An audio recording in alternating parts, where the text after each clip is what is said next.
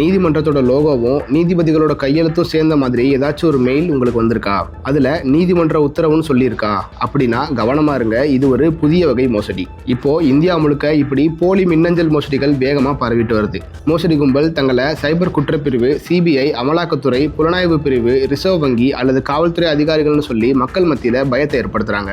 அவங்க அனுப்புற அந்த மெயில்ல நீங்களோ அல்லது உங்க குடும்பத்துல ஒருவரோ இணையத்துல குற்றம் செஞ்சிருக்கிறதாவும் அதனால உங்கள் மீது வழக்கு பதிவு செஞ்சிருக்கிறதா நீதிமன்றம் உத்தரவிட்டிருக்குதுன்னு அதில் எழுதியிருப்பாங்க. அந்த ஆவணங்கள்ல மத்திய அரசு துறைகளோட லோகோவும் நீதிபதிகளோட கையெழுத்தும் இருக்கும். பார்க்கும்போதே நம்பத்தகுந்த ஒரு ஆவணமா தெரியும். அடுத்த ஸ்டெப்பா இந்த குற்றங்களுக்கெல்லாம் உங்களை ஆன்லைன்லேயே அரெஸ்ட் பண்ணுறோம், அதாவது டிஜிட்டல் அரெஸ்ட் பண்ணுறோம்னு சொல்லுவாங்க.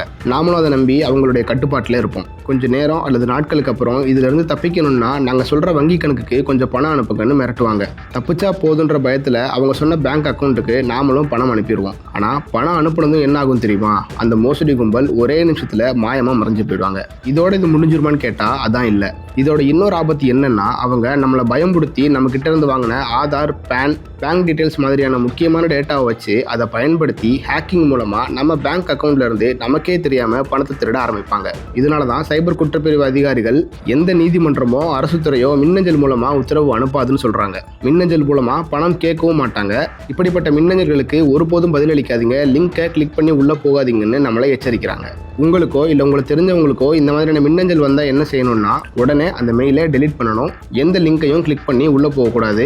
அதையும் தாண்டி நம்ம இந்த மாதிரியான குற்றங்களுக்கு ஆளாகிறோம் அப்படின்னா 1930 அப்படின்ற எண்ணுக்கு கால் பண்ணியோ அல்லது www.cybercrime.gov.in என்ற இணையதளத்திலையோ நம்ம புகாரை பதிவு செய்யலாம்.